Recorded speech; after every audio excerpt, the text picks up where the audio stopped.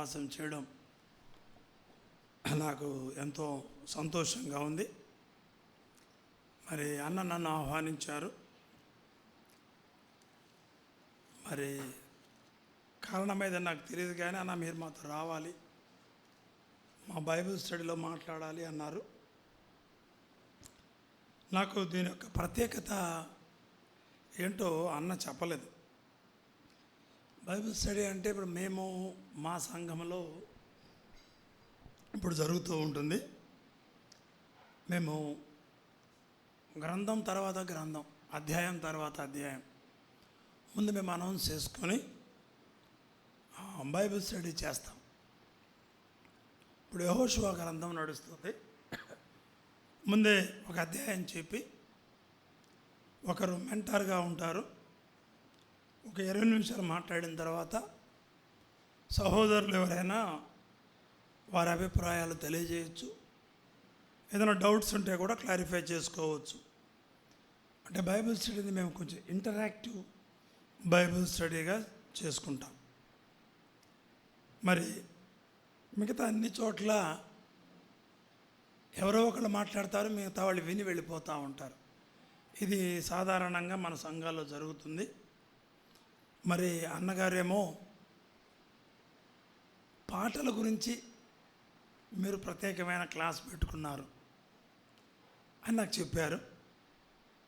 సహోదరులు భిక్షాల్ గారు బర్త్డే కూడా ఈరోజేనా, వారు అనేక పాటలు రాశారు. నాకు వ్యక్తిగతంగా వారు పరిచయం లేదు, పేరైతే విన్నాను. వారి పాటలు మాకు తెలిసిన రాగాల్లో మేము పాడుకునేవాళ్ళం. ఈరోజు వారు ప్రభు సన్నిధిలో ఉన్నారు. ప్రభు కొరకు వారు నమ్మకమైన పాత్రగా వారు వాడబడ్డారు. తన కలము బలము చేత మంచి పాటలు రాసి అనేకుల్ని ప్రోత్సాహపరిచారు. ఈరోజు కూడా మనం వారు రాసిన పాటలు పాడుకొని దేవుణ్ణి స్తుతిస్తున్నాం. ఒక అద్భుతమైన మాదిరి మన ముందర ఉంచాడు. దాన్ని సుధాకర్ గారు ఆ యొక్క పరిచర్యను కొనసాగిస్తూ ఉన్నారు. కాబట్టి ఈ మంచి తరుణంలో నీతిమంతులను జ్ఞాపకం చేసుకోవడం మనకెంతైనా ఆశీర్వాదకరం. కనుక వారు ప్రభు సన్నిధిలో ఉన్నారు. మనము కూడా ఒకరోజు మరి అంకుల్ గారిని ప్రభు సన్నిధిలో కలుసుకుంటాం. మరి వారు ప్రత్యేకంగా స్వార్థ పరిచర్యతో పాటు మరి దేవుని గురించిన పాటలు వ్రాసి ఆయన స్తుతించేవారు. ఈ సందర్భంలో మనము కీర్తన 95వ కీర్తన 2వ చరణం చదువుకొని దేవుని వాక్యాన్ని కొద్దిసేపు ధ్యానం చేసుకుందాం. 95వ కీర్తన 2వ చరణం. కృతజ్ఞతాస్తుతులతో ఆయన సన్నిధికి వచ్చేదము, కీర్తనలు పాడుచు ఆయన పేరట సంతోషగానము చేయుదుము.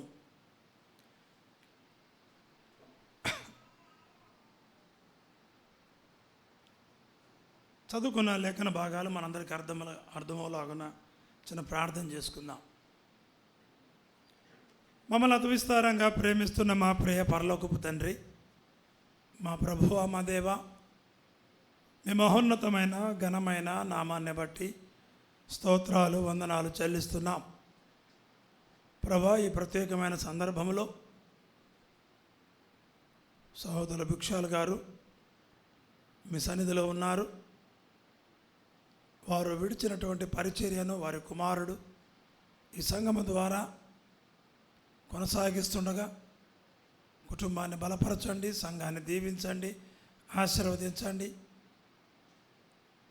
అలాగున తండ్రి, మంచి కీర్తనలు అనుభవపూర్వకంగా మేమందరం నేర్చుకొని మిమ్మల్ని స్తుతించే భాగ్యం కలగచేయండి. చదవబడిన లేఖన భాగాలు వివరించడానికి నేను సరిపోయిన వాడిని కాదు. నోటి మాంద్యం కలిగిన వాడిని నాయన, నా స్వరపేటికను ముట్టండి, స్పష్టంగా మాట్లాడడానికి సహాయం చేయండి. ప్రతి ఒక్కరికి వినగలిగిన చెవిని, గ్రహించగలిగిన మనస్సును దయచేయండి. ప్రతి విధమైన అంధకార శక్తులను లయపరచండి. మెట్టుకు ఈ లేఖనాల ద్వారా మాతో మాట్లాడమని మా ఆత్మల కాపరి, మా మంచి బోధకుడైన యేసయ్య శ్రేష్టమైన నామమున ప్రార్థించి అడిగి వేడుకుంటున్నాము తండ్రి, ఆమేన్. ప్రభునందు ప్రియమైన సహోదరి సహోదరులారా, మరి సుధాకర్ అన్న ఎప్పుడైతే నాకు ఈ అంశాన్ని చెప్పగానే సరే సందర్భంగా కీర్తనల గురించే మాట్లాడాలని నేను ప్రేరేపించబడ్డాను. చాలా సందర్భాల్లో మన సంఘాల్లో వాక్యము సమృద్ధిగా వచనం బై వచనం, అక్షరం బై అక్షరం వివరిస్తున్నప్పటికీ వారు ప్రపంచమంతా మన వాక్యాన్ని చాలా హై స్టాండర్డ్గా భావిస్తారు. కానీ మనము అంత మధురమైన వాక్యాన్ని పంచినా కూడా మన సంఘాల్లో ప్రజలు ఎక్కువగా రారు. ఎందుకంటే మన దగ్గర ఎంటర్టైన్మెంట్ ఉండదు. నేటి ప్రజలకు వాళ్ళు ఏ కులం కానీ ఏ మతం కానీ దే వాంట్ ఎంటర్టైన్మెంట్. మీరు ఎక్కడైనా తీసుకోండి, వాళ్ళకి ఎంటర్టైన్మెంటే కావాలి. ఎంటర్టైన్మెంట్లో ప్రధానమైనది మ్యూజిక్. అందుకని సాతానుడు ప్రధానంగా మ్యూజిక్ని వాడి చేతిలో పెట్టుకున్నాడు. ఏ మనిషి అయినా ఎక్కడ దొరుకుతాడంటే మ్యూజిక్లో దొరుకుతాడు. కాబట్టి అదొక బలమైన ఆయుధం వాడికి. మనకు మన పితరులు పూర్వీకులు ఆ విషయం కనుక్కొని దానికి కొంచెం దూరం పెడతారు. అందుకనే చాలా సందర్భాల్లో ఇన్స్ట్రుమెంట్స్ కూడా మనకు ఉండవు. మనకు ఉండే పెద్ద ఇన్స్ట్రుమెంట్ హార్మోనియం. అది ఉంటే చాలా పెద్ద సంఘం అది. నేను చిన్నప్పుడు మా రెండో అన్నయ్య సంపత్ కుమార్ గారు బుల్బుల్ తారా వాడేవాడు. అప్పట్లో 60ల్లో బుల్బుల్ తారా మీరు ఎవరు తెలుసో లేదో నాకు తెలియదు. అది 60ల్లో ఇన్స్ట్రుమెంట్, చాలా బ్యూటిఫుల్గా ఉంటుంది అది. వాటి తర్వాత ఇవన్నీ ఒక్కొక్కటి వచ్చాయి. కాబట్టి మన సంఘాల్లో యవనస్తులు ఎక్కువగా రాకపోవడానికి కారణం ఏంటంటే వాళ్ళకి అనుకూలమైనటువంటి మ్యూజిక్ ఇక్కడ ఉండదు. దానికి కారణం లేకపోలేదు. వాక్యము ఏమి చెబితే మనం బ్రదర్ అండ్ ఫెలోషిప్ యథాతథంగా కొత్త నిబంధన సత్యాలను మనము ఆకలింపు చేసుకొని దా పద్ధతిలో వెళతాం. కాబట్టి ప్రపంచమంతా ఎలా పోయినా కూడా we are not bothered about them. మనకు దేవుడు ఏమనుకుంటున్నాడో మనకు కావాలి. కాబట్టి ఎంతమంది వచ్చారో ఎంతమంది రాలేదో ప్రజల్ని పాటల ద్వారా అట్రాక్ట్ చేస్తే అది ఎంతకాలం ఉంటుంది? దేవుని వాక్యము ద్వారానే ఆకర్షితులు కావాలి. ఆయన సిలువ వేయబడిన క్రీస్తును. అందుకని కొరింథీ పత్రికలో పౌలు అంటున్నాడు, we preach the Christ crucified. ఆయన అంటాడు, ఒక అద్భుతమైన మాట అంటాడు, నాకు మీ మధ్య సిలువ వేయబడిన క్రీస్తు తప్ప వేరేమీ విషయాలు నాకు తెలియకుండును గాక. మేము సిలువ వేయబడిన క్రీస్తునే ప్రకటిస్తున్నాం. నిజానికి పౌలు ఆయన విద్వాంసుడు. నేనంటాను మోషే, సొలొమోను, పౌలు వాళ్ళు దే ఆర్ మల్టీ డాక్టరేట్స్. ఇప్పుడు నేను డాక్టరేట్లో కెమిస్ట్రీలో ఏదో ఒక పాయింట్లోనే, వాళ్ళట కాదు, అన్ని సబ్జెక్టులలో వాడు పిహెచ్డి చేసిన వాడు. అందుకని సకల విద్యాలయందు అనే మాట మనం చూస్తాం. ఆల్ డిసిప్లిన్స్, మోషే కానీ పౌలు కానీ ఆల్ డిసిప్లిన్స్లో they got the PhD degree. అలాంటి పౌలు ఏమంటున్నాడంటే, నాకు సిలువ వేయబడిన క్రీస్తు తప్ప మరి ఏమీ తెలియదు, అంతే. నేను నిలబడ్డాను అంటే నేనేం ప్రకటిస్తాను? సిలువ వేయబడిన క్రీస్తుని గురించే ప్రకటిస్తాను. ఇక నాకు ఏమీ తెలియకుండా కాక. That is the essence of the new testament. మనం అదే పద్ధతిని మనం పాటిస్తాం. బైబిల్ గ్రంథంలో ఇశ్రాయేలీయుల జీవితాన్ని పరిశీలిస్తే వాళ్ళు ప్రతి ముఖ్యమైన సందర్భంలో దేవునిని కీర్తనలు, గీతాల ద్వారా వాళ్ళు మహిమపరిచేవాళ్ళు. అంటే వారి పాటల్లో కేవలం సంగీతమే కాదు, కానీ అవి వారి విశ్వాసానికి, వారి అనుభవాలకి, దేవుని యొక్క గొప్ప కార్యాలకు సాక్ష్యాలుగా ఉండేవి. ఇశ్రాయేలీలు సందర్భాన్ని బట్టి పాటలు సమకూర్చుకొని శ్రావ్యంగా పాడేవాళ్ళు.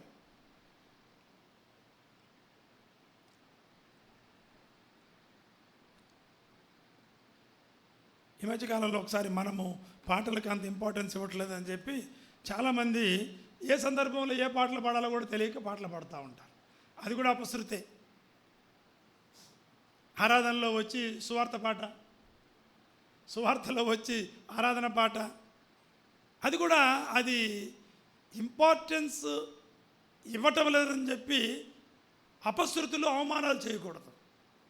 అంటే ఒక రకంగా చెప్పాలంటే there should be a clear balance. సమతుల్యాన్ని పాటిస్తూ దేవుని వాక్యాన్ని యథాతథంగా మనము ఆచరించడానికి ప్రయత్నించాలి.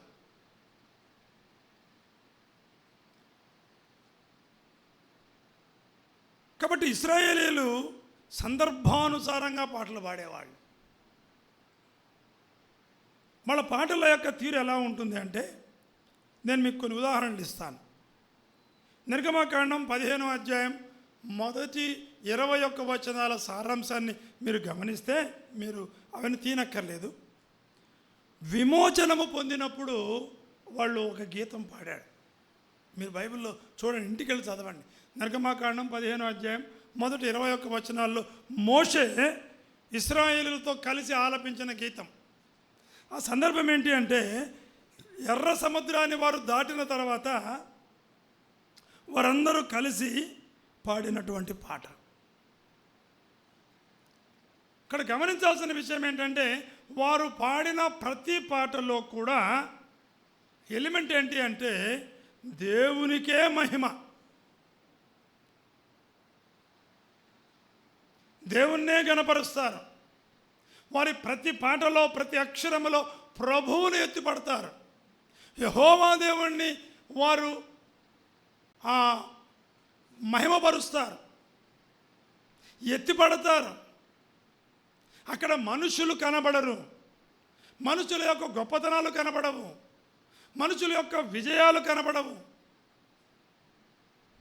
ఇక్కడ వారిని ఎర్ర సముద్రాన్ని పాయలుగా చేసి నడిపించినటువంటి అద్భుతమైన యెహోవాను వారు స్తుతిస్తూ ఉన్నారు. మా విమోచనాకర్త మమ్మల్ని విమోచించాడు. దేవుని మహిమపరిచే పద్ధతుల్లో ఒకటేంటి అంటే స్తుతి గానము చేయటి. ఆయన స్తుతించాలి, ఆయన కీర్తించాలి, ఆయన ఘనపరచాలి. దేవుడు అదే మన దగ్గర నుంచి కోరుకుంటా ఉన్నది.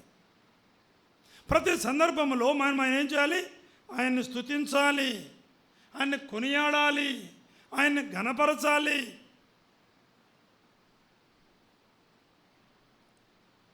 ఈ విమోచన పొందినప్పుడు మోషే ఇశ్రాయేల్ అందరితో కలిసి పాడిన పాటలో మనం గమనిస్తే మనకు ఆత్మీయ పాఠం ఏంటి అంటే, వారు మొదట దేవునికి మహిమనిచ్చారు. తమ శక్తి గురించి కాదు, దేవుని యొక్క శక్తిని గురించి వాళ్ళు పాడారు. మోషే నేను కర్రతో ఇలా కొట్టాను, మొట్టమొదటి స్టెప్ నేను వేస్తే మీరు వేశారు అన్నటువంటి పదాలు లేవు అక్కడ. మీరు తర్వాత ఆ వచనాలు చూడండి. యెహోవాయే నా బలం, ఆయనే నా శక్తి, ఆయనే అద్భుతకరుడు, ఆయనే అన్నట్టుగా. కాబట్టి విమోచనము తర్వాత రావాల్సిందేంటి? స్తుతి రావాలి. ఇది మనం ఆత్మీయ పాఠం. మనకు ఒక విడుదల జరిగింది, మనం ఒక ఆపద నుంచి తప్పించబడ్డాం. మనం ఏం చేయాలి? దేవునికి స్తుతించాలి. మనమందరము పాపము నుంచి విమోచించబడిన వారం, ఆయన రక్తములో కడుగబడిన వారం, మనం నిత్యాగ్నికి వారసులంగా ఉన్న వారము. మనల్ని దేవుడు ఏం చేశాడు? ఆయన రక్తం ఇచ్చి, ఆయన కలువరి శిలువలో చనిపోయి మన నిమిత్తము ఆయన రక్తము కార్చి, ఆయన చనిపోయి సమాధి చేయబడి 3వ దినాన మృత్యుంజయుడిగా లేచి మనకు విమోచనము కలుగజేశాడు. కనుక విమోచనం పొందిన మనము మన జీవితం అంతా ఏం చేయాలి? ఆయన స్తుతి గానము చేయాలి, ఆయన స్తుతించాలి, ఆయన గణపరచాలి. విమోచించబడిన మనం అందరము ఏం చేయాలి? ఆయన స్తుతించాలి, ఆయన స్తుతించాలి. రెండవ సందర్భం సంఖ్యాకాండ గ్రంథం 21వ అధ్యాయం 16 నుంచి 18 వచనాల్లో మనం చూస్తే, వాళ్ళకి దేవుడు అరణ్యములో నీరు ఇచ్చాడు. వాళ్ళు నీళ్ళు లేక ఇబ్బంది పడుతూ ఉన్నారు. ఆ బండను కొట్టమంటే మరి బహుశా కొట్టినప్పుడు అక్కడి నుంచి జలాలు వస్తాయి. వాళ్ళు ఏం చేశారంటే కృతజ్ఞతా గీతం పాడారు. అక్కడ నిర్గమకాండ గ్రంథంలో విజయ గీతం పాడారు.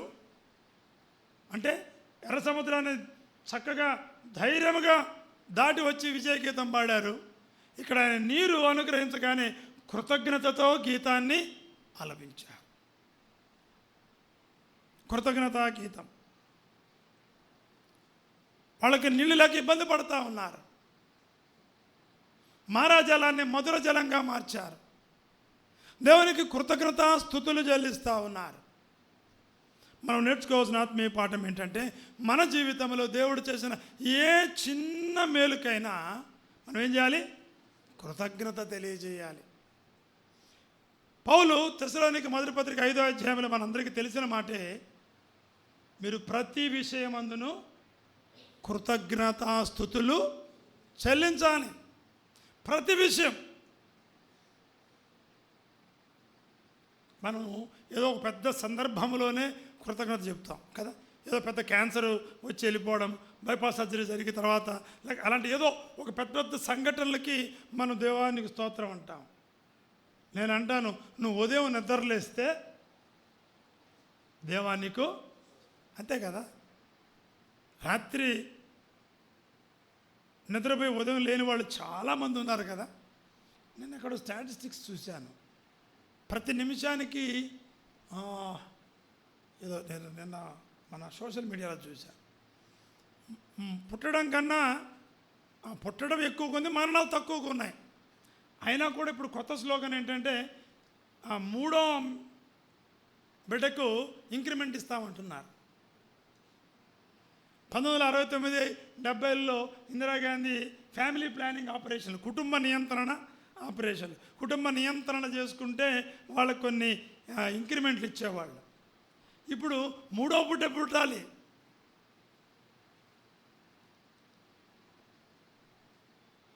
గమనించండి. అంటే మనం నిద్ర లేచాము, శ్వాస పీలుస్తున్నాము, ఉచితమైన కృపే. తర్వాత 3వ సందర్భం చూస్తే, నేను మీకు త్వరగా చూపించి ముగించేస్తాను. న్యాయాధిపతుల గ్రంథం 5వ అధ్యాయం చూస్తే, యుద్ధములో విజయం పొందినప్పుడు కూడా వారు విజయోత్సవ గీతాన్ని పాడారు. దెబోరా, బారాకు వారు పాడిన గీతం అది. న్యాయాధిపతుల 5వ అధ్యాయంలో మనం చూస్తాం. ఇక్కడ భౌతికంగా యుద్ధం చేసింది వీళ్ళే అయినప్పటికీ వారికి విజయాలు ఇచ్చింది దేవుడే.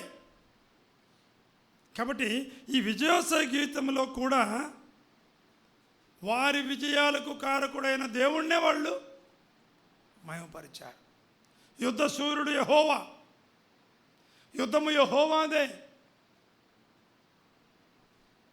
కనుక మన జీవితంలో ఏ విజయం పొందినా కూడా ఆ విజయాన్ని మనకు అనుగ్రహించిన దేవుణ్ణే స్తుతించాలి.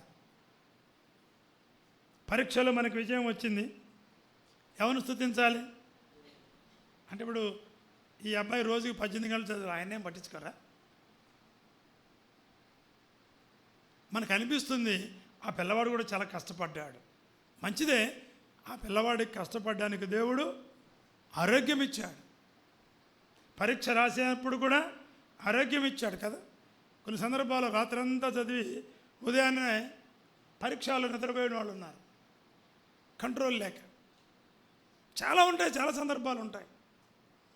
కనుక మనకు ఆయుష్ ఇచ్చింది ఆయనే, సంరక్షించింది ఆయనే, జ్ఞానం ఇచ్చేది ఆయనే. మనం పొందిన ప్రతి విజయములో ఆయన యొక్క అదృశ్య హస్తము ఉంటుంది. కనుక ఇశ్రాయేలీలు వారు యుద్ధాలు చేసి గెలిచిన ప్రతి సందర్భంలో వారు విజయోత్సవ గీతాన్ని పాడినప్పుడు ఆ యొక్క విజయాన్ని ఇచ్చినటువంటి దేవునికే వారు కృతజ్ఞతాస్తుతులు చెల్లించేవారు. మరి సమూయేలు మొదటి గ్రంథం 18వ అధ్యాయం 6 నుంచి 7 వచనాలు చూస్తే రాజును అభిషేకించిన సందర్భం, ఆనంద గీతం వాళ్ళు పాడారు. వాళ్ళు యుద్ధం చేసుకొని వస్తున్నారు. సౌలుని గురించి, దావీదుని గురించి ఆ సహోదరులు పాడారు కదా. ఏమని పాడారు? సౌలుకు 1000 కొలది, దావీదుకి 10,000 కొలది. నిజానికి అదే టర్నింగ్ పాయింట్. ఆ పాటే ఇశ్రాయేలు చరిత్రను మార్చేసింది కదా. ఎందుకు? అప్పటి నుంచి మనం చదువుతాం, అప్పటి నుంచి సౌలు దావీదు మీద విషపు చూపు, అసూయపడ్డాడు. నిజంగా ఆ సహోదరులు ఎలా పాడాలి అంటే, దావీదుకు 1000 కొలది, సౌలుకు 10,000 కొలది అని పాడుంటే అసలు ఇబ్బందే వచ్చి ఉండేది కాదు. అంటే ఒక రకంగా చెప్పాలంటే, మనము స్తుతించేటప్పుడు ఇక్కడ మనం నేర్చుకోవాల్సిన ఆత్మీయ సత్యం, ఇతరులకు అసూయ కలిగించేదిగా ఉండకూడదు. వాళ్ళు పాడింది కరెక్టే, దావీదు అంత యుద్ధసూరుడే, కానీ అక్కడ అసూయపడ్డాడు. మనం దేవుణ్ణి స్తుతించే విధానంలో ఇతరులకు అసూయ కలిగించేటట్లుగా ఉండకూడదు. సుంకరి పరిచయులు ప్రార్థన మనం చూసాం కదా. పరిచయుడు ఏం చేశాడు? ఆయన ప్రార్థన చేస్తే బాగానే ఉంటుంది, ఈ సుంకర్లాగా వీళ్ళకానే ఉండకూడదు అంటే పక్కన నొచ్చుకోవాలి. దేవుణ్ణి స్తుతించు, పర్లేదు, దేవునికి ప్రార్థన చేయి. ఇతరులను కించపరిచే విధంగా మన స్తుతి, మన ఆరాధన ఉండకూడదు. 5వ సందర్భం, దేవుని మందసాన్ని తీసుకొచ్చినప్పుడు దినవృత్తాంతాల మొదటి గ్రంథం 15-16 అధ్యాయాల్లో దావీదు ఏం చేశాడంటే గాయకులను నియమించి పాటలు పాడించాడు. అక్కడ ఆరాధన ఒక క్రమ పద్ధతిలో ఉండాలి. ఆరాధన క్రమ పద్ధతిలో ఉండాలి. నిజంగా ఈ విషయంలో సహోదరులు చెప్తున్న ఇన్స్ట్రక్షన్స్ నాకు చాలా నచ్చాయి. ఎందుకంటే నెల్లూరులో మాకు ఒక సంఘ పెద్ద ఉండేవాళ్ళు. ఆయన ఇప్పుడు ప్రభు సన్నిధికి వెళ్ళాడు కాబట్టి ఆయన పేరు చెబుతున్నాను. ఆయన పేరు పంది బెంజమిన్. ఆయనకి అన్ని పాటలు ఒకే రకంలో పాడతాడు. ఏ పాటారో చెప్పని, ఆయన ఒకే రకం వచ్చు, అన్ని పాటలు ఆ రాగంలో తీసుకొచ్చేస్తాడు. వెనకది మేము నవ్వుకునేవాళ్ళం, పిల్లలుగా ఉండేవాళ్ళం. ఎవ్వరు ఏం మాట్లాడేవాళ్ళు కాదు. ఏ పాట అయినా తీసుకొచ్చి ఆయనకి ఇష్టం వచ్చిన రాగంలో పాడతాడు. మిగతా వాళ్ళు అసలు ఆయన పాడుతుంటే అలాగ అమ్మ ఉండేవాళ్ళు. ఎందుకంటే ఆ రకంగా వీళ్ళు పాడలేక. నాకు బాగా గుర్తు, అంటే ఇది హాస్యానికి సందర్భం కాదు, అంటే మరి అది ఏమవుతుందంటే మానవ గొంతే ఉండాలి కాబట్టి పెద్ద పట్టించుకోమని చెప్పి పూర్తి అపశృతి చేయకూడదు. నాకు బాగా గుర్తు ఆ పాట. నాకు ఇప్పటికి కూడా, నేను ఎప్పుడూ 1970లో విన్న పాట నాకు ఈ 2026లో నేను మీకు చెప్తున్నానంటే ఆలోచించండి, నా మనసులో ఎంత ముద్ర పడిపోయిందో. నీ రక్తమే అంటాడు అంతే. అదట కాదని మాకు తెలుసు. అది ఆయన అలా పాడుకుంటే కానీ ఆయనకు తృప్తి ఉండదు, ఎవ్వరేమన్నా పట్టించుకోడు. నాకు ఇప్పుడు కూడా ఆ గొంతు అలాగే నా మనసులో ముద్రైపోయింది. అంటే అది ఆయనకి ఏమనుకున్నాడంటే నాకు వచ్చిన గొంతుని నేను పాడుకుంటున్నాను. ఆయన రీజనింగ్ అది. నాకు ఇంతే వచ్చు, ఇంతే పాడతాను. అది కాదు. ఆరాధనలో ఒక క్రమం ఉండాలి. దావీదు పాత నిబంధనలో గాయకులను ఏర్పాటు చేసి ప్రధాన గాయకుడిని పెట్టి ఆ ప్రధాన గాయకుడిని అనుసరించేవారు, ఆ క్రమాన్ని పాటించేవారు. దేవుని సన్నిధిలో ఆనందంగా ఆయన ఆత్మతో సత్యముతో ఆరాధన చేయాలి. ఒక క్రమం ఉండాలి. ఆ క్రమం అనేటటువంటి ప్రాథమికమైన సూత్రాన్ని మనం తీసుకోవాలి. ఆరో సందర్భం మహిమ గీతం. దేవాలయ ప్రతిష్ఠ సమయంలో దినవృత్తాంతాలు 2వ గ్రంథం 5వ అధ్యాయం 13-14 వచనంలో వారు ఏక మనసుతో పాడినప్పుడు దేవుని మహిమ మందిరాన్ని నింపింది. వారు ఐక్యతతో కూడి దేవుణ్ణి స్తుతిస్తూ ఉన్నారు.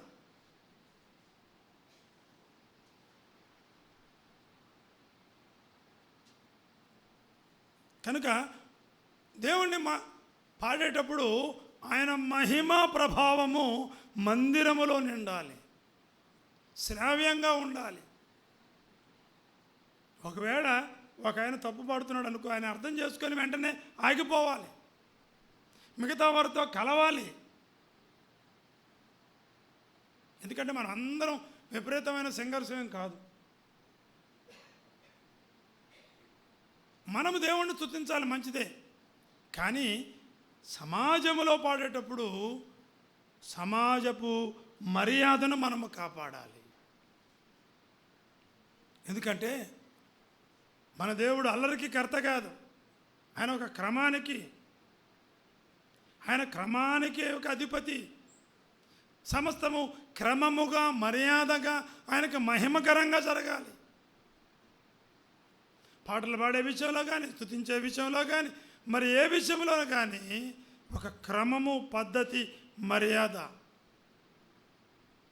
వారు సమాజముగా కూడి ఆ రకంగా చూస్తున్నప్పుడు ఎవరైనా ఒక అవుట్ సైడ్ వ్యక్తి వచ్చి చూసినప్పుడు వారు ముఖ్యంగా మన బ్రదర్ ఇన్ ఫెలోషిప్లో వాళ్ళందరూ మెచ్చుకునేది కొద్దిగా ఆత్మీయులు ఏంటి అంటే ఎంత చక్కగా నిశ్శబ్దంగా ఒకరి తర్వాత ఒకరు స్తుతులు చెల్లిస్తున్నారు. The beauty of the worship. ఒక్కొక్కరు దేవుని యొక్క గుణగణాలు, ఒక్కొక్క పురుషుడు ఆయన ఎలుగెత్తి చేస్తున్నప్పుడు మిగతా వారి హృదయాలు వెలిగించబడతాయి. ఎంత చక్కటి వర్ణన!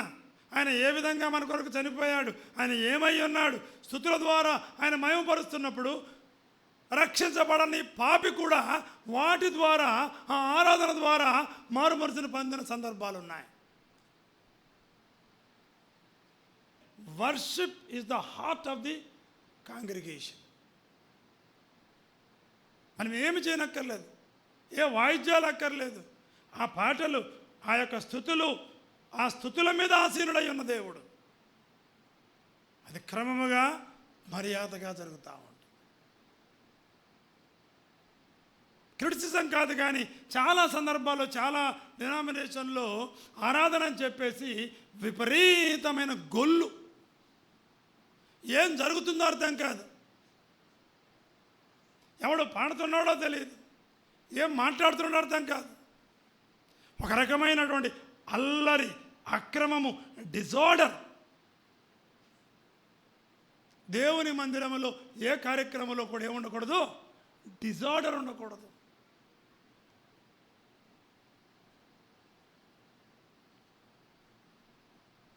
మరొక సందర్భం 137వ కీర్తన ఏం చెప్తుందంటే దుఃఖ గీతాన్ని చూపిస్తుంది.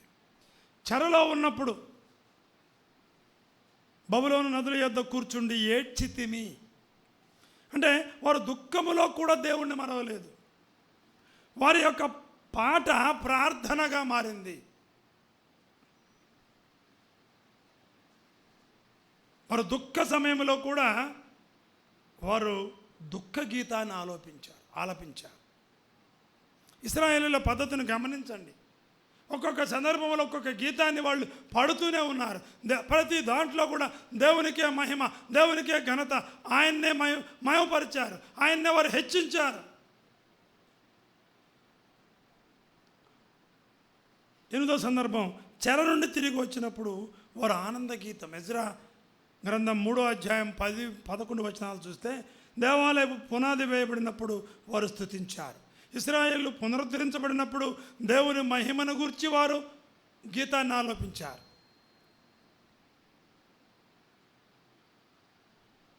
ఆనంద గీతం. 9వ సందర్భం ఏంటి అంటే కీర్తనలు 120 నుంచి 134 వరకు. ఆ కీర్తనలు ఏమంటారంటే యాత్ర కీర్తన. యాత్రలో పాడు యెరూషలేముకు యాత్రగా వెళుతూ వాళ్ళు పాటలు పాడేవాళ్ళు. ఆ పాటల్లో వాళ్ళు ఏం పాడారంటే దేవుని యొక్క నమ్మకత్వాన్ని గురించి పాడేవాళ్ళు, దేవుని యొక్క రక్షణ గురించి, దేవుడిచ్చిన రక్షణ గురించి వారు పాడేవాళ్ళు. అదేవిధంగా వీరందరూ కూడా సమాజం ఐక్యతతో కలిసి వారు నడుస్తూ దేవుడిచ్చిన ఐక్యత కొరకు వారి పాట పాడేవాళ్ళు. ఇవన్నీ కూడా వారు యాత్ర చేస్తూ దేవుని యొక్క రక్షణ గురించి, దేవుని యొక్క నమ్మకత్వాన్ని గురించి, దేవుని యొక్క దయాళత్వాన్ని గురించి, దేవుడు వారికి ఇచ్చిన ఐక్యతను గురించి వారు పాటల రూపంలో దేవుని మహిమపరిచేవారు. ఇక 10వది పస్కా సందర్భంలో కూడా వారు గీతాన్ని ఆలపించారు. ఈ పస్కా సందర్భంలో పాడే కీర్తనలు ఏమన్నారంటే హల్లెల్ హల్లెల్ అనే కీర్తన. అది కీర్తన 113 నుంచి 118 వరకు. ఆ కీర్తనలు హల్లెల్ సాంగ్స్ అంటారు. దీని యొక్క స్పెషాలిటీ ఏంటి అంటే, ఏంటి బ్రదర్? ఈ హల్లెల్ కీర్తనల యొక్క స్పెషాలిటీ ఏంటి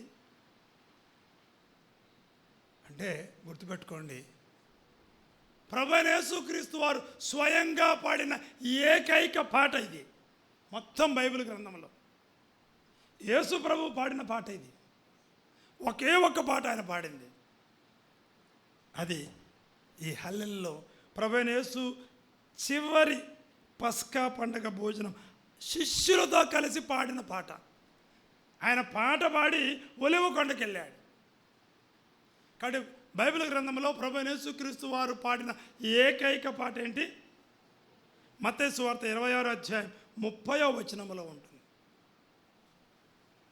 ప్రభువే పాడిన పాట.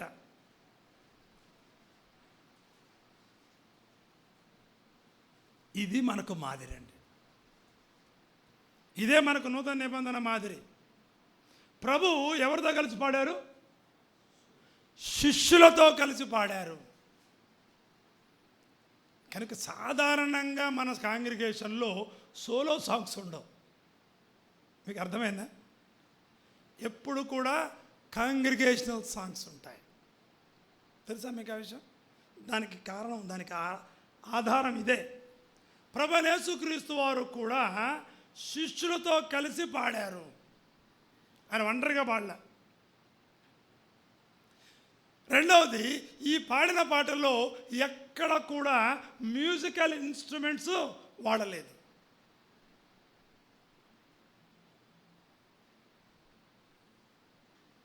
గమనించండి, పాత నిబంధనలో ఇశ్రాయేలీయులు కీర్తనలు స్వరముతో మరియు సంగీత వాద్యములతో, melody and music. Melody and music is along with the songs in the Old Testament. కానీ క్రొత్త నిబంధనలో ఆరాధనలో ఎక్కడ కూడా వాయిద్యాలు వాడిన సందర్భాలు లేవు. ఇది చాలా జాగ్రత్తగా మనము, చాలా ఇతర డినామినేషన్స్కి మనకు ఈ యొక్క విషయంలోనే తేడా. చాలామందికి అసలు ఆరాధన అంటే తెలియదు. చాలామంది మీరు వినండి, వాళ్ళు మాట్లాడే దాంట్లో సాయంకాలపు ఆరాధన, రాత్రి ఆరాధన, పగల ఆరాధన, ఏదో ఆరాధన అంటారు. మనము ఆరాధన అన్నప్పుడు ఆదివారమన వారు రొట్టె విరుచుటకు కూర్చుండినప్పుడు ఆరాధన అంటే ఆయన ఏమై ఉన్నాడో, మనమేమై ఉన్నామో, ఆయన మనకేమై ఉన్నాడో వాటిని జ్ఞాపకము చేసుకొని ఆయనకు సమర్పించేది ఆరాధన. అంతేగాని రాత్రికాలపు ఆరాధన, ఉదయకాలపు ఆరాధన ఇలా ఉండవు. ఆరాధన అంటే ఆయన ఏమై ఉన్నాడు, మనమేమై ఉన్నాము, ఆయన మనకేమై అయి ఉన్నాడు. ఇది తెలుసుకొని కృతజ్ఞతాస్తుతులు చెల్లించాలి. పాత నిబంధనల్లో మనం చూస్తాం, సంగీత వాయిద్యాలు ఉన్నాయి. దినవృత్తాంతాలు 1 గ్రంథం 15వ అధ్యాయం 16వ వచనంలో ప్రత్యేకంగా వీణలు, సితారాలు, తాళాలు మొదలైన వాయిద్యాలతో వాయించేవారు. దినవృత్తాంతాల గ్రంథం 1 గ్రంథం 25వ అధ్యాయం 1వ వచనంలో ఒక ప్రత్యేకమైన వాయిద్యకారులు ఆసాపు, హేమాను, యదూతు వారి కుమారులు, వారి పని ఏంటంటే సంగీత సేవే. ప్రత్యక్ష గుడారంలో నుంచి అదే వస్తుంది. లేవీయులలో కొంతమంది ప్రత్యేకంగా సంగీతానికే వారు ఏర్పాటు చేయబడిన వారు. చాలామంది మనతో కాంట్రడిక్ట్ చేసే సందర్భాలు ఏంటి అంటే, దావీదు నాట్యం చేశారు అంటారు. మేమేదో పాటలు పాడుతున్నాం, దావీదు ఏకంగా ఏం చేశాడు? నాట్యం చేశాడు. ఏంటి మీరు ఇలా స్తబ్దుగా మెత్తగా ఏమి చచ్చిపోయినట్టుకుంటారు? జాగ్రత్త గుర్తుపెట్టుకోండి, దావీదు ఎక్కడ చేశాడంటే ప్రత్యక్ష గుడారం ఆవరణం బయట చేశాడు. ఆయన పరిశుద్ధ స్థలములో, అతి పరిశుద్ధ స్థలములో ఆయన నాట్యం చేయలేదు. ఆవరణం వెలుపల చేశాడు. మీకు అర్థమైందా? ఎక్కడ కూడా పరిశుద్ధ స్థలములో మీరు గమనించండి, పరిశుద్ధ స్థలములో లేక ప్రత్యక్ష గుడారము నేటి స్థానిక సంఘానికి సాదృశ్యం కదా. ఆ యొక్క ప్రత్యక్ష గుడారంలో బయట ఆవరణములో కానీ, పరిశుద్ధ స్థలములో కానీ, అతి పరిశుద్ధ స్థలములో కానీ ఎక్కడ కూడా మ్యూజికల్ ఇన్స్ట్రుమెంట్ లేదు. బలిపీఠం ఉంది, గంగాళం ఉంది, సన్నిధి రొట్టెల బల్ల ఉంది, దీపవృక్షం ఉంది, సువర్ణ దీపకు ఉంది, అతి పరిశుద్ధ స్థలములో మందసం ఉంది. మందసములో 3 వస్తువులు ఉన్నాయి, కెరూబులు ఉన్నాయి, అడ్డుతెరలు ఉన్నాయి, పైకప్పులు ఉన్నాయి.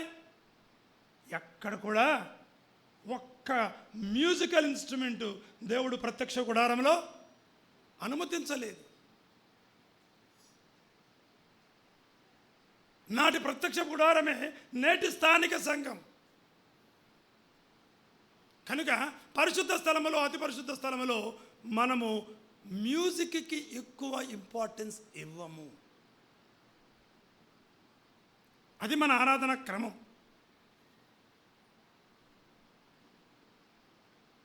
వారు స్వరముతో సమూహముగా దేవుణ్ణి కీర్తించారు, దేవుణ్ణి గణపరిచారు. పౌలు ఎఫెసీ పత్రిక కొలస్సీల్లో దీని గురించి స్పష్టమైనటువంటి ఇన్స్ట్రక్షన్స్ ఉన్నాయి. ఎఫెసీ పత్రిక 5వ అధ్యాయం 19వ వచనం చూడండి. ఒకరినొకడు కీర్తనలతోనూ సంగీతములతోనూ ఆత్మ సంబంధమైన పాటలతోనూ హెచ్చరించుచు మీ హృదయములలో ప్రభువును గూర్చి పాడుచు కీర్తించుచు. కొలస్సీ పత్రిక 3:16 చూడండి. సంగీతములతోనూ కీర్తనలతోనూ ఆత్మ సంబంధమైన పద్యములతోనూ ఒకరినొకడు బోధించుచు బుద్ధి చెప్పుచు కృపాసహితముగా మీ హృదయములో దేవుని గురించిన గానము చేయొచ్చు. స్పష్టంగా ఉంది. అంటే మన పాటలు ఎలా ఉండాలి? భావయుక్తంగా ఉండాలి. పాటల ద్వారా బుద్ధి చెప్పాలండి, పాటల ద్వారా వాక్యం చెప్పాలండి. ఇది నా మాటలు కాదు. ఇక్కడ చూడండి ఏమంటున్నాడు?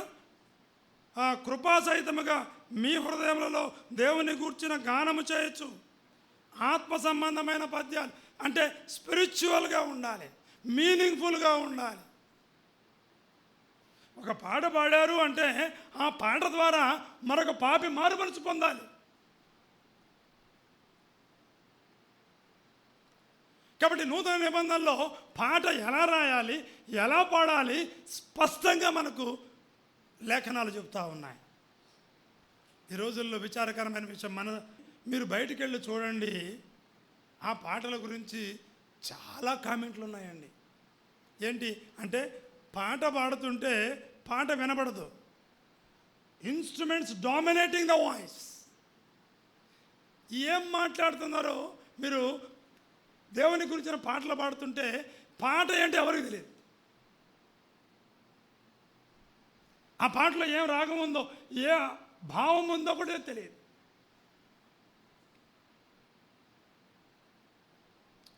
హోరెత్తిన మ్యూజిక్. మీకు అందరికీ తెలుసు, మనం సైన్స్ ప్రకారం ఆలోచిస్తే మన చెవి 90 డెసిబెల్స్ కన్నా ఎక్కువ వినపడదు. ఒకవేళ కానీ పెట్టారో కర్ణబేరి పగిలిపోతుంది. ఇప్పుడు మీరు చూడండి, ఏ పండగైనా చూడండి, తెలుసా మీకు ఎన్ని డెసిబెల్స్ ఉంటాయో? మోర్ దెన్ 1000 డెసిబెల్స్ ఉంటాయి. కొంతమంది హార్ట్ పేషెంట్లు చనిపోయిన సందర్భాలు ఉన్నాయి. ఇప్పుడు వాటిని ఏదో అంటున్నారండి, ఏమంటారు వాటిని? జేసీబీలో డీజే అనేసి పిచ్చిగా డ్యాన్స్ చేసుకుంటూ.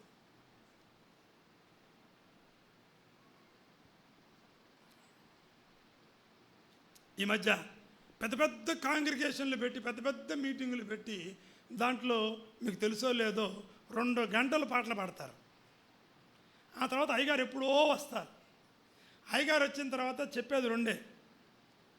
అక్కడ ప్రజలందరికీ కావాల్సింది ఏంటంటే, మీరు దేవుణ్ణి నమ్ముకోండి, మీకు ఇది జరుగుతాయి, మీకు అది జరుగుతాయి, మీకు ఇలా ఉంటుంది, అలా ఉంటుంది, ఈ మాటలు చెప్పి వెళ్ళిపోతాడు ఆయన. Prosperity gospel. దానికి తండోపతండాలుగా 10,000 మంది 50,000 మంది అలా ఉన్నారు. మాకు ఏలులో జరిగింది. మ్యూజిక్ కోసం 1 crore ఉపయోగించారంటండి. 1 కోటి రూపాయలు only music instrument for 1 night. 1 crore worth instruments తీసుకొచ్చారు మెడ్రాస్ నుంచి. ప్రజలు వేలం వెర్రిగా వెళ్ళిపోయారు. వాళ్ళకి ఏం కావాలి? ఎంటర్టైన్మెంట్ కావాలండి. నేను ఈ డయాస్ మీద నుంచి మాట్లాడడం నాకు సబబు కాదు కాబట్టి నేను మాట్లాడట్లేదు. కానీ ఈ మధ్య ఒక పాస్టర్ గారు దాని గురించి మాట్లాడుతున్నారు. నేను యూట్యూబ్లో చూశాను. లేటెస్ట్గా వచ్చినటువంటి ఒక సినిమా గీతానికి ఇప్పుడు ఈయన పాడిన గీతానికి సింక్రనైజ్ చేశాడు. ఆ మ్యూజిక్కే ఉంది, ఆ పాటలు అక్కడక్కడ ఏసయ్య అనే పదాలు పెట్టారంతే. అతనికి నా మాటలు కాదు, మీరు చూడండి, నాకు ఎక్కువగా నేను ఈ ఇతర డినామినేషన్ వాక్యం కూడా నేను విన్న, మీరు ఏమనుకోవద్దు.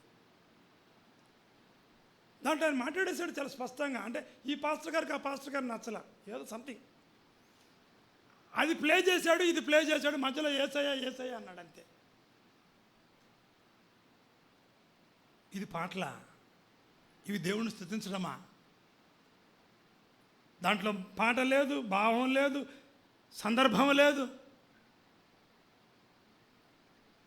ఎటువంటి మీనింగ్లెస్ మ్యూజిక్తో ఆరాధన అంటే దేవుడు ఎట్టి పరిస్థితులు దాన్ని అంగీకరించాడు. 2-2.5 గంటల సేపు మ్యూజిక్ వాయిస్తే దాన్ని ఏమంటారు? మ్యూజికల్ నైట్ అంటారు తప్ప సువార్త సభ అంటారా చెప్పండి? సువార్త సభలో ఏముండాలి? 2 గంటల వాక్యం చెప్పండి. దేవుని మాటలతో ఆకర్షితం కావాలి, కానీ దేవుని చేసిన మేళను ఆయన గుణగణాల ద్వారా ప్రజలు ఆకర్షితులు అవ్వాలి. కానీ పనికి మాలినటువంటి పిచ్చి మ్యూజిక్తో ఆకర్షించబడితే వారు ఎంతకాలం ఆకర్షించబడతారు? ఎంతకాలం స్థిరంగా ఉంటారు? యోహాను సువార్తలో మనకు తెలుసు కదా, ఇత్తడి సర్పము ఆయన ఎత్తబడాలి, ఆయన చూసి ప్రజలు ఏం కావాలి? ఆకర్షితులు కావాలి. ఆయన శిలువను చూసిన ఆయన గుణగణాలు, ఆయన మూర్తిమంతత్వాన్ని, ఆయన త్యాగాన్ని చూసి ఆయన చూసి మనము ఆకర్షించబడాలి. కానీ మానవుల చేత కల్పించబడినటువంటి మృత సంబంధమైన మృత జీవమైనటువంటి వాయిద్యాల ద్వారా ప్రజలను ఆకర్షించలేము. కనుక జాగ్రత్త పడదాం. నేను ఎందుకు ఈ మాటలు చెప్తా ఉన్నానంటే, పాటలు పాడాలి. ప్రతి పాటలో కూడా ఆయన గుణగణాలను, ఆయన రక్షణను గురించిన సునాద కీర్తనలు, ఆయన యొక్క ప్రేమను గురించి ప్రతి పాట ద్వారా ఒక పాపి మారు మనసు పొందాలి. ప్రతి పాట ద్వారా ఒక నమ్ముకున్న విశ్వాసి ఏం కావాలి? ఉజ్జీవింపబడాలి, ప్రోత్సహించబడాలి. అంతేగాని music is not an entertainment. దేవుడు అల్లరికి కర్త కాదు, ఆయన సమాధానానికే కర్త. ప్రభువు పాడినటువంటి పాట మీరు గమనిస్తే, ఆయన సిలువ వేయబడ్డానికి వెళ్తున్నాడు. ఆయన కళ్ళ ఎదుట ఏముంది అంటే గెస్సెమనే వేదన ఉంది, యూదా ద్రోహం ఉంది, పేతురు తిరస్కారం ఉంది, ప్రజల అపహాస్యం ఉంది, శిలువ మరణం ఉంది. ఇవన్నీ తన కంటి ఎదురు కనబడుతుండగా ఆయన దేవుణ్ణి, తండ్రిని స్తుతిస్తూ ఆయన కిద్రోను వాగు దాటాడు. ఇన్ని అవమానాలు తన కళ్ళ ఎదుట కనబడుతున్నా కూడా తండ్రి తనకు అప్పగించిన పనిని బట్టి తండ్రిని ఏం చేస్తున్నాడు? ఆయన స్తుతిస్తున్నాడు. తండ్రి చెప్పినటువంటి ఆ యొక్క పనిని ఆయన సంతోషంతో అంగీకరించాడు. కనుక మన జీవితంలో మనం ప్రభువైన యేసుక్రీస్తు వారు పాడిన పాటలో మనం నేర్చుకోవాల్సిన ఆత్మీయ సత్యం ఏంటంటే, మనం శ్రమలలో ఉన్న తండ్రిని స్తుతించాలి.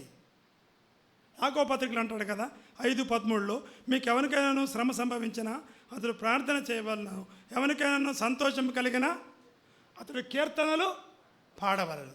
పౌలు శీలలు చెరసాల్లో ఉంటే వాళ్ళు ఏం చేశారు? రాత్రి పాటలు పాడారు. నిజానికి ఇలా నడవాలి కదా, బోండాలతో ఆ ఇనుప సంకెళ్ళు పెట్టినప్పుడు గుచ్చుకుంటుంటాయి, ఇంకప్పుడు పాటలు ఏమొస్తాయండి? కానీ వాళ్ళు దేవుని గురించిన అంటే ఆ యొక్క ప్రత్యక్షత గురించి, తమ ఎదుట ఉన్న ఆ సంతోషాన్ని జ్ఞాపకం చేసుకుని వాళ్ళు పాటలు పాడుతూ ఉన్నారు. ప్రభువారు ఆనందముతో తండ్రిని స్తుతిస్తూ ఉన్నాడు. ఆయన సిలువను ఓటమిగా కాదు, ఒక విజయంగా భావించి ఆయన పాటలు పాడుతూ ఉన్నాడు. హెబ్రీ పత్రిక 12:2 మనం చూస్తాం, తన ఎదుట ఉంచబడిన సంతోషము కొరకు సిలువను సహించాడు.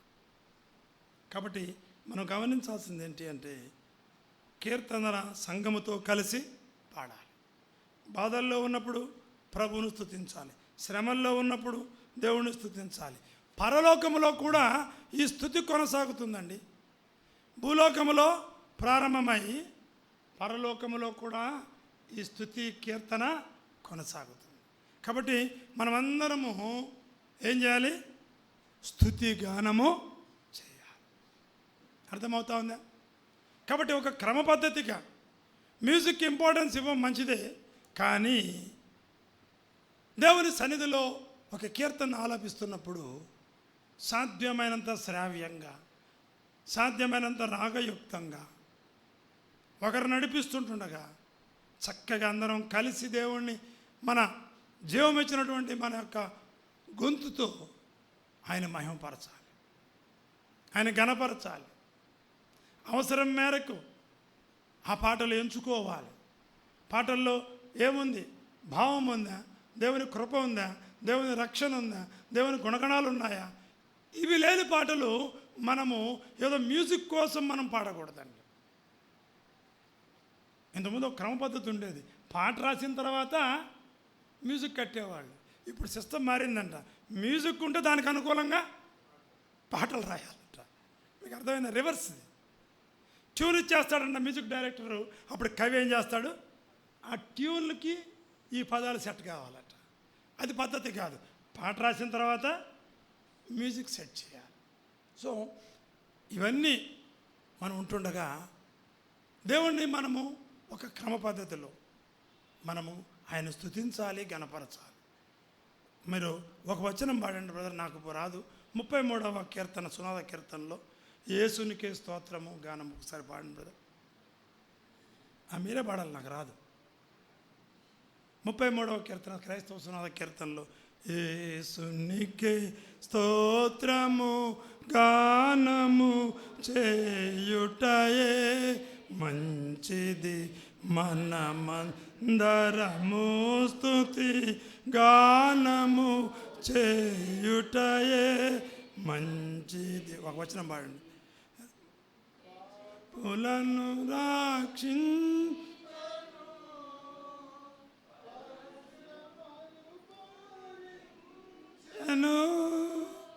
లాపు చించ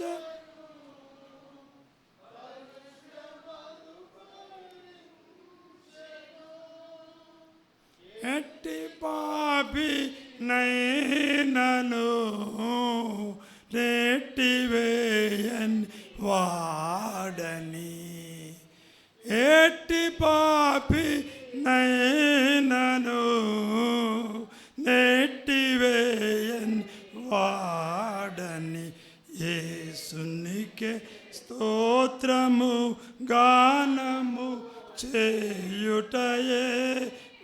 మంచిది మన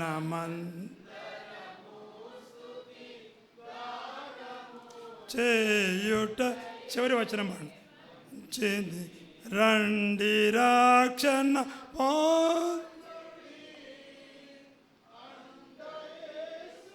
నేయని రండి రక్షణ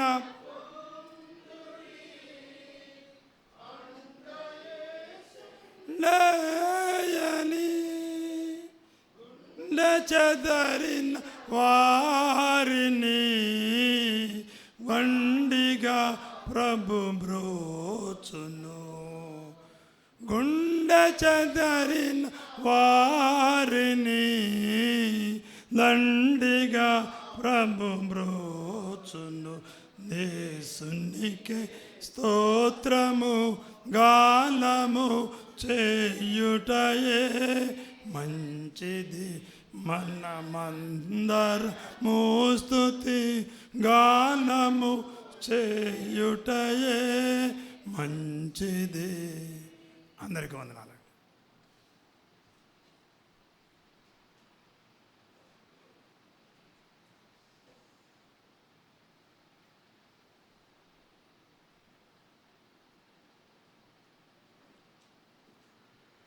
మంచిది ప్రియులారా, మనము పాటల గురించి చాలా విషయాలు విన్నాం. పాటలలో మనం